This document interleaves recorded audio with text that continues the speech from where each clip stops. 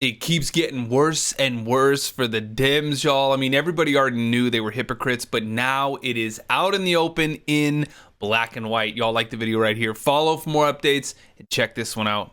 This is John Kennedy talking with Larry Kudlow over on Fox Business. And basically, he's saying this is what happens when you, in effect, if you're the Obama administration, attempt to stack the deck against the incoming administration. Listen, get your reaction on the other side. Comey, Clapper, Brennan started this rumor that President Trump actually colluded with Russia to meddle in the election. And they, of course, they had the media on their side, and they were spreading it. It was spreading like wildfire. And then all of a sudden, oopsie friggin' daisy, the Mueller report came out, which proved they were all lying. Oopsie friggin' daisy. Thomas, your thoughts on what the senator had to say?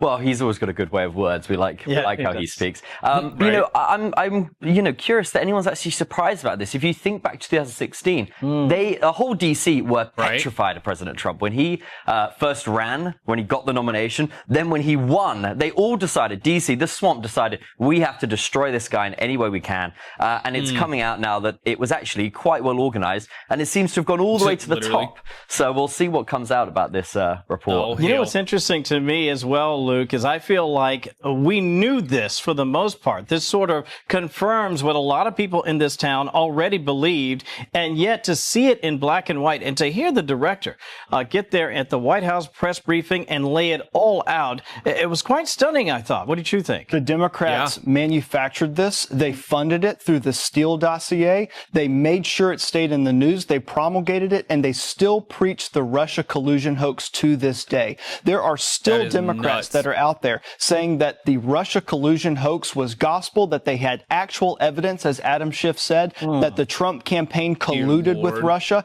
and that they promulgated this all the way up through the election. And Trump realizes this is an opportunity to call them out. And also the Democrats want to use this as an opportunity to distract from all of the wins that the president is having right now. And I don't think he wants any of that. You know what's interesting as well, Thomas, is the fact that, again, I haven't had a chance to corroborate everything I've been able to read, but like most of us, we've all been reading this over the last several days. And then even today, I've been reading for about an hour, just sort of going through it one step at a time. It's salacious. It is damning. And if proven to be true, it really could shake the very foundation of our democracy, of this constitutional republic. Am I overstating what I've read so far? No, I think you're exactly right. And, you know, I think one of the most interesting things is how the Democrats were screaming, saying it's an outrage. How dare you even insinuate that you might prosecute a president? Meanwhile, we only have to go back, what is it, 6 months? When they're all screaming and saying Trump's got to go to jail. They were raiding his house, going through Melania's closet. You know, it's total double standards from both sides.